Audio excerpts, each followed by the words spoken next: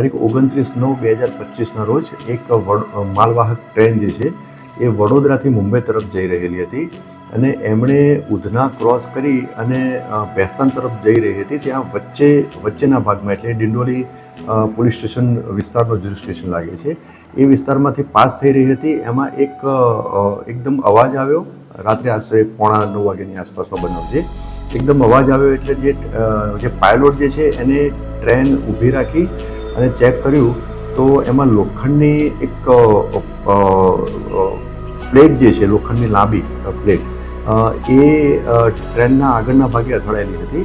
ત્યાં આસપાસ તપાસ કરી તો કોઈ જોવાતું નહોતું અને જોયું તો ટ્રેનને કંઈ નુકસાન થયેલું નહોતું અને કોઈ જાનહાનિ પણ થયેલી નથી.